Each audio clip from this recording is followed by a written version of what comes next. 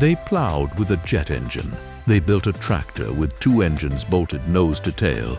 One ran on 1008 fuel cells. No smoke, no noise, no combustion in 1959. Another hit 50 miles an hour while your grandfather's tractor crawled at 20. These machines were real, they worked, and the farming world buried every one of them. Today, manufacturers are selling those exact ideas back to you as brand new technology. 10 tractors that showed up decades too early. Number 10. Minneapolis-Moline Uni-System. Picture a farm in the early 1950s. If you wanted to pick corn, you bought a corn picker. If you wanted to combine soybeans, you bought a combine. If you wanted to chop silage, you bought a forage harvester. 3 machines, 3 engines, 3 sets of tires, rotting in a shed for 11 months of the year. Minneapolis-Moline looked at that and asked a question nobody else was asking. What if you bought the engine once and rented the jobs? That was the Uni-System. Minneapolis-Moline built one basic self-propelled power unit with interchangeable harvesting machines that bolted on a forager, a windrower, a harvester, a husker, and a picker sheller, all mounting to the same Uni power unit. The company's own advertising made the pitch brutally simple: husk corn in the morning, combine soybeans the same afternoon with the same machine, and swap from one harvesting attachment to another in under 30 minutes. Read that again, because that is modular platform thinking, and it is showing up in 1951 on a farm in Minnesota. The Uni was introduced in 1951 and built at Minneapolis-Moline's plant in Hopkins, Minnesota.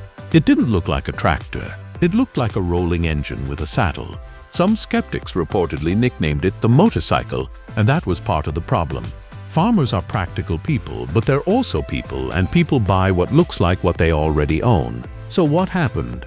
Sales stayed limited through the entire production run. Farmers simply never embraced the concept. They preferred to stick with equipment they already understood. But here's the twist that makes the Uni belong on this list. The concept refused to die. The Minneapolis-Moline Uni became the basis for the new idea Uni Harvester line, meaning the idea outlived the company that dreamed it up. And today the entire agricultural machinery industry runs on exactly this logic. Tool carriers, common platforms, one prime mover, many jobs. Every implement manufacturer selling a modular system owes a small debt to a machine that farmers walked right past. Minneapolis-Moline was selling 21st century thinking to a 1951 customer. The customer said no thanks. Number 9. Allis-Chalmers D19. This one looks completely ordinary. That's the point. This is the tractor on this list that you could walk past at a show, glance at, and never guess that it changed literally every diesel tractor that came after it. Here's the situation in 1961. The horsepower race is starting. Farms are consolidating. Everybody wants more power, and there are only 2 ways to get it. Build a physically bigger engine or find more air. Bigger engines mean bigger tractors, heavier castings, more cost, more fuel. Every manufacturer in America went the bigger engine route. Allis-Chalmers went the other way. They went looking for air. The D19 was introduced in 1961 for larger farmers, and the diesel model was the first in the industry to come standard with a turbocharger boosting both horsepower and fuel economy. Not an option, not a dealer add-on. Standard equipment on a production farm tractor in 1961. Now, turbocharging wasn't a new idea. Allis-Chalmers themselves had deep experience with forced induction in other fields. But putting a turbo on a mainstream farm tractor and telling a corn farmer in Illinois to trust it, that was a genuine leap of faith. Turbochargers spin at enormous speed and live on hot exhaust gas. In an environment full of dust, chaff, and long hours at constant load, that was a real engineering risk. The payoff was extraordinary. The D19's diesel produced just under 67 horsepower from only 262 cubic inches of displacement, squeezing big tractor output from a modest 6-cylinder engine. More power from less iron. That's the whole trick. Allis-Chalmers built 10,591 of them, and production ran until 1964. They earned a reputation for running smoothly and fairly quietly. So why is it forgotten? Because it won too completely. Within a decade, every serious tractor manufacturer had a turbo diesel. International's big turbo row crops got the glory. Deere's did too. The D19 was the machine that proved the concept was safe and got no credit for it. Today, essentially every farm tractor over about 80 horsepower on the planet is turbocharged. The revolution went so well that the revolutionary vanished. Walk down any dealer lot right now, and you're looking at 1,000 grandchildren of a tractor almost nobody remembers. Number 8. Case 1200. Traction King. By the early 60s, everyone finally admitted the truth. You cannot keep bolting horsepower onto two driven wheels. Above roughly 100 horsepower, a two-wheel drive tractor stops pulling and starts digging. You add weight, you burn fuel to move the weight, and the soil gets compacted for your trouble. Four-wheel drive was clearly the answer. But how you steered four-driven wheels was very much an open question, and Case answered it in a way nobody else did. J.I. Case started work in 1963 with a deliberate strategy of using as many existing off-the-shelf components as possible to keep the price down. The first pre-production Case 1200 Traction King tractors appeared in early March 1964, and full production started on March 23, barely more than 1 year after the program began. Now here's the part that matters. Most four-wheel drive tractors bent in the middle, articulated steering. Case refused. The Case 1200 was built on a rigid frame, and because Case knew ordinary front-wheel steering alone wouldn't cut it on a four-wheel drive machine, they gave it a hydraulic four-wheel steering system with 4 modes: conventional front-wheel steering, rear-wheel steering, coordinated front and rear steering, and crab steer. This Case is reputed to be the first tractor to offer that feature, crab steer. In 1964, all 4 wheels angled the same direction, so the tractor could walk diagonally across a slope, holding a line on a hillside, instead of sliding down it and letting the rear wheels run outside the ruts the fronts had already made. Power came from a turbocharged Case 451, an engine that hadn't originally been designed for a turbocharger, which is exactly where the tractor's reliability problems came from. It offered a Category 3 3-point hitch and was rated at 120 PTO horsepower. Beautiful? No, it's been compared to a Muppet, and honestly, that's fair. But look at the score. Case stuck with the four-wheel steer idea for close to 3 decades, and today, four-wheel steering and crab walk modes are premium features on modern high-horsepower tractors and telehandlers. Farmers in 2026 pay extra for a trick a rushed, ugly, turbo-troubled Case pulled off in 1964. Number 7. Doe Triple-D. This one starts not in a boardroom, but with a frustrated farmer and heavy Essex clay. Britain in the 1950s. The biggest tractors available were two-wheel drive machines of about 50 horsepower. Crawlers had the grip, but they were slow and painful to move field to field. Wheeled tractors were quick, but lacked the power and the traction that rapidly growing farms needed. On heavy land, a 40 to 50 horsepower tractor could only manage a 2-furrow plow, so Essex farmer George Pryor did something magnificently insane. He bought 2 Fordson tractors, removed the front wheels and axles from both, and joined the 2 units together with a turntable, creating a double-engined 4-wheel drive tractor that outperformed anything on the British market at the time. 2 engines, 2 gearboxes, 1 monster. Ernest Charles Doe of the local Ford distributor, Ernest Doe & Sons, came to see it, recognized the potential, and agreed to put it into production. The tractor launched in 1958 as the Doe Dual Power, and after modifications was relaunched the following year as the Doe Dual Drive, the Triple-D. The first Triple-Ds used 2 Fordson Power Major units for around 100 horsepower. When the Fordson Super Major arrived, an improved 104 horsepower Triple-D appeared, and by 1963, the high-performance Super Major pushed it to 108. It could pull a 4-furrow plow on land where ordinary tractors managed 2, and it had a problem nobody expected. There were no implements big enough to match it. Doe had to design and build a whole range of implements just so customers had something to hitch on the back. That is what ahead of its time actually looks like. The tractor arrived before the tools, before the tires, before the plows. The Triple-D went everywhere. Shipments went to Europe, Scandinavia, Israel, North and South America, Africa, even Russia. But its weaknesses were baked in. 2 engines and 2 gearboxes meant twice the maintenance and twice the chance of a breakdown. And by the late 1960s, several companies were building single-engine tractors making over 100 horsepower. The last Triple-Ds were built in 1964, with 289 produced in total. Doe followed it with the 130, based on 2 Ford 5000 units, launched in December 1964. Today, high horsepower articulated 4-wheel drive is the standard for big arable farming. A farmer with a welder and a grudge against clay got there first. Number 6. International Harvester 4300. The Doe was Britain's answer to the power problem. Here is America's. And America, being America, did not go halfway. The International Harvester 4300 was built from 1961 to 1965. It carried an IHDT-817 turbocharged 6-cylinder diesel of 817 cubic inches, 13.4 liters, rated at 300 horsepower, with 203 drawbar horsepower, and it weighed 29,815 pounds. Let that settle.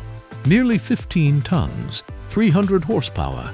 In 1961, a period when a big row crop tractor was making 60 or 70 horsepower, and a farmer thought 100 was showing off. The engine was the same one used in IH's TD24 crawlers. This was construction-grade iron pressed into farm service.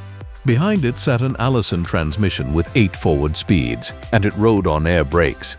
It wasn't even built in a tractor factory. It was assembled by IH's Huff division in Libertyville, Illinois, and it steered 3 different ways.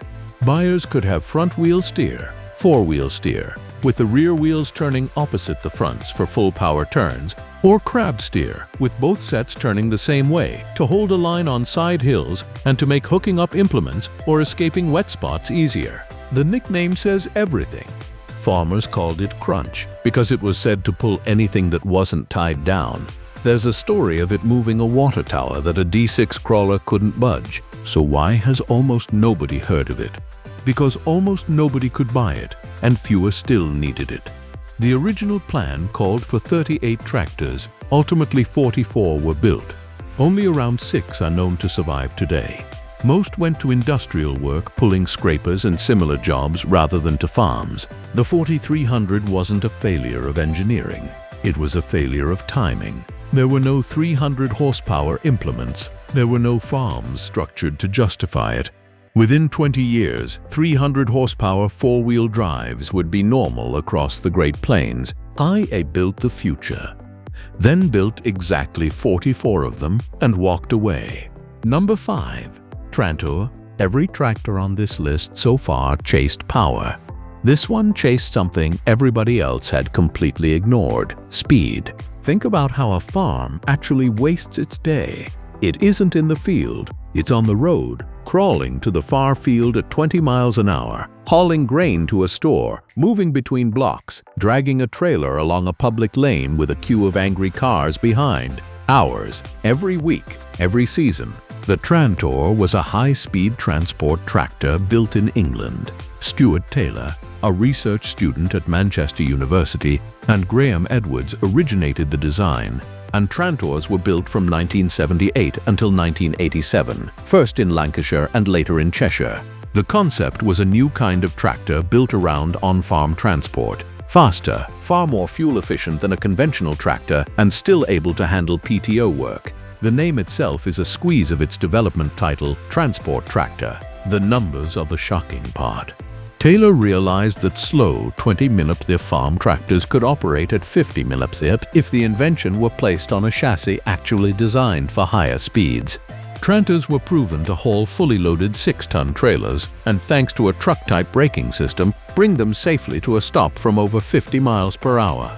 The first prototype was ready for testing in 1973, with commercial production starting in 1978. It was originally shown at the Royal Agricultural Show at Stoneleigh in 1976, with a 55 horsepower engine and a top speed over 40 millipsif. Full suspension, truck brakes, road speeds a modern car wouldn't sneer at.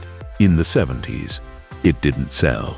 Early buyers were mostly government departments and local authorities. Farmers were wary of a tractor that couldn't plow deeply, because the small tires rated for 50 mph limited what it could do in the field.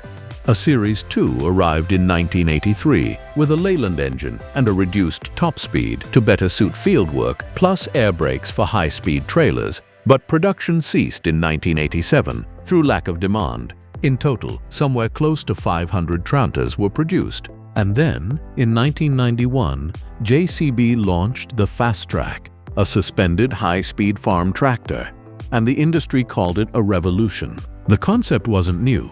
Back in the 1970s, the British built Trantor, with its suspended axles, large cab and high top speed, had delivered a similar type of machine. The Trantor was right.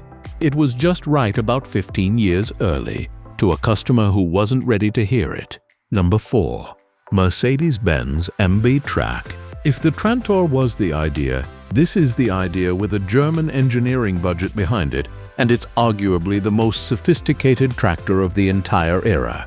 Ask yourself why a tractor has a long nose, a cab shoved over the back axle, small wheels in front and big wheels behind. There's no law of physics demanding it. It's just how tractors have always looked. Mercedes-Benz threw the whole layout in the bin. The MB-trac was developed and produced from 1973 until 1991 by Daimler-Benz. It was built on the track design principle and shared its drivetrain with the Unimog. The prototype was developed at Gaggenau in 1969. The finished machine was presented at the German Agricultural Society exhibition in Hanover in 1972, and series production began on July 1, 1973. What did that give you? 4 equal-sized wheels, all-wheel drive, and a cab sitting between the axles rather than hanging off the back, with a normal steerable front axle rather than an articulated joint, and 3-point hitches at both ends of the machine. That's the whole revolution in one sentence. Implements on the front, implements on the back, perfect weight distribution. It was marketed as a system tractor with balanced weight on the front and rear axles, and it was known for a road speed of 50 km. 1 pass, 2 jobs, half the diesel, half the soil compaction. The range grew serious. By the mid-1980s came the MB-trac 1000, 1300, and the flagship 1800 intercooler, with up to 180 horsepower, turbocharged engines, air-conditioned cabs, and electronic control systems that were cutting edge for agriculture at the time. And then Mercedes killed it. Around 41,000 were built over 18 years before Mercedes-Benz discontinued the MB-trac in 1991, amid changing agriculture, rising competition, and a strategic decision to focus on trucks and Unimogs. The production line went to the Werner Company, which continued it as the WF-trac without the 3-pointed star. The sophisticated engineering that made it brilliant also made it expensive, a real price disadvantage against conventional rivals. Modern systems, tractors, front linkages, front PTOs, cabs pushed forward for balance. The MB-trac was there first, and it was there properly. Number 3. Wagner TR Series. Now we go to the very source. Because every big articulated 4-wheel drive tractor on Earth today, every Steiger, every Versatile, every big green or red bending in the middle monster, traces back to 7 brothers in Oregon. Wagner Tractor Inc. of Portland, Oregon, is recognized as the manufacturer that first started building 4-wheel drive agricultural tractors with articulated frame steering, a front unit with the front axle, a rear unit with the rear axle, and a hinged joint between them, with the engine and the operator up front and hydraulic cylinders pivoting the whole machine at the hinge. That description is not a history lesson. That is a specification sheet for a brand new tractor you can buy in 2026. Nothing fundamental has changed. Elmer Wagner designed the first modern 4-wheel drive articulated tractor in 1949 after returning from military service in Germany, and applied it to farm use in 1954. Full production of the TR6, TR9, and TR14 began in late 1955. The first Wagners went to the field in 1954, with 3 models for 1956 aimed largely at the western states, all Cummins-powered, the TR6 at 105 engine horsepower, the TR9 at 120, and the TR14 at 150. Understand what that means. While mainstream American row crop tractors were fighting to break 50 horsepower, a small Oregon outfit was selling 150 horsepower four-wheel drives to farmers. By mid-1956, the trade magazines were comparing Wagner's performance to the big crawlers of the West. The TR9 was tested at Nebraska in 1957 at 87 drawbar horsepower. The TR14 followed in 1959 with 155 drawbar horsepower. In early 1961, the company was bought by the FWD Corporation of Clintonville, Wisconsin, becoming FWD Wagner. The paint changed from orange to yellow, model prefixes changed from TR to WA, and a 250 horsepower WA17 joined the line. Then came the ending, and it's a cold one. In December 1968, a deal was made with John Deere for exclusive rights to the WA14 and WA17. Deere took delivery of only 51 of these tractors, painted green and yellow, and the deal included a clause that Wagner could not go back into production for at least 5 years. That was the end. Deere ended the agreement in 1970, and with the 5-year restriction in force, Wagner's dealers had no tractors to sell. Some closed, some began building their own machines, Big Bud and Wright among them. These tractors were essentially the progenitors of every articulated four-wheel drive agricultural tractor ever produced. Their reward was a contract clause that erased them. Number 2. International Harvester HT340, July 20th, 1961. University of Nebraska Tractor Day, Lincoln. And International Harvester rolls out something that looks like it was designed for the cover of a science fiction magazine. Low, sleek, fiberglass skinned, a sloped nose, a dashboard from a spacecraft. There is no piston engine inside it. There is a jet turbine. The HT340 coupled a solar-built Titan gas turbine engine to a hydrostatic transmission. The turbine was similar to a turboprop aircraft engine, but far smaller. It weighed only about 60 pounds and spun at around 57,000 RPM, requiring enormous reduction, gearing just to drive the hydraulic pump, and that pump drove a hydraulic motor, which drove the tractor. 60 pounds. That's the whole engine. Turbines have a much better power-to-weight ratio than piston engines, run on a wide variety of fuels, and emit relatively little. The space race was in full swing, and IH built a tractor to match sloped hood, wraparound tank, futuristic dash. But, and this is the part everybody misses, the turbine was never the point. International had begun developing a hydrostatic drive tractor in the 1950s. When a 340 prototype tested well, the engineers went further and dropped in the turbine from IH's Solar Aircraft subsidiary. The stock utility tractor had its entire drivetrain, clutch, transmission, final drives, replaced by a variable displacement hydrostatic pump and hydraulic drive motors. In testing, the hydrostatic machine outperformed the gear drive version. The turbine was the showbiz. The transmission was the revolution. The story turns almost comic. The HT340 was damaged in a traffic crash while being transported.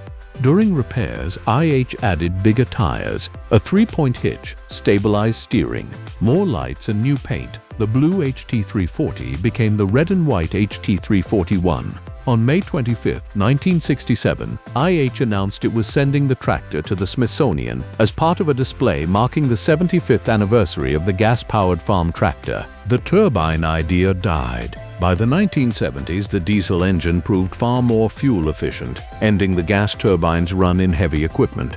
But the hydrostatic drive lived. It reached the market in 1967 in the IH656 Hydro and remained an option for many years after. Infinitely variable speed with no gear shifting. Today they call it CVT, and it's a headline feature. IH demonstrated the principle in 1961, and everyone was too busy staring at the jet engine to notice. Number 1. Allis-Chalmers Fuel Cell Tractor. And here it is, the most improbable machine on this list, and the one that reaches furthest into our future. In its search to generate electric power through chemical reactions, Allis-Chalmers began research on fuel cells in 1951. In October 1959, near West Allis, Wisconsin, this fuel cell tractor plowed a field of alfalfa with a double-bottom plow. October 1959. Eisenhower is president. The Beatles don't exist yet. and a tractor is plowing a field with zero combustion. Here's how it worked. Fuel cells produce the electricity directly through a chemical reaction. No heat, no smoke, no noise. Unlike batteries, they don't store energy. They convert chemical energy straight into electrical energy. This tractor carried 1,008 fuel cells, joined into 112 units of 9 cells each, arranged in 4 banks, powering a standard Allis-Chalmers 20-horsepower DC motor. 1,008 cells. Each cell was about a 1/4 inch thick and 12 inches square, producing roughly 1 volt, together making about 15 kilowatts. It was built on an Allis-Chalmers D Series chassis, and it ran on a mixture of gases, predominantly propane. Using a controller at the operator's left, the 4 banks could be wired in series or parallel to vary the voltage reaching the motor, essentially a throttle. Reverse was simply a matter of flipping the polarity of the current. No gearbox, no clutch, no fuel pump. Reverse by reversing electricity. It was the largest operational fuel cell unit in the world at the time, and it could haul 3,000 pounds, enough for a multiple bottom plow. The company demonstrated it in that alfalfa field on October 15, 1959, then promptly donated it to the Smithsonian Institution, which still holds it. The alkaline fuel cell behind it was developed by Harry Carl Ihrig. Why did it die? Cost and chemistry? Allis-Chalmers went on to apply its fuel cell work to other vehicles, and the technology later fed into the Apollo missions to the moon. But funding cuts ended the company's fuel cell program by 1970. It is widely regarded as the world's first fuel cell vehicle. Think about that. Before there was a fuel cell car, before there was a hydrogen bus, before zero emissions was a phrase anyone used, there was a farm tractor quietly turning over Wisconsin soil, running on a chemical reaction, 67 years ago. And the same technology it pioneered went to the moon. Right now, every major manufacturer on Earth is racing to build electric and hydrogen tractors. They are chasing a machine that already existed, and that is currently sitting in a museum, waiting for the world to catch up. So, which of these 10 would you actually have bought? Tell me in the comments. And if you know a forgotten machine that deserves to be on this list, name it, because I'm building part 2.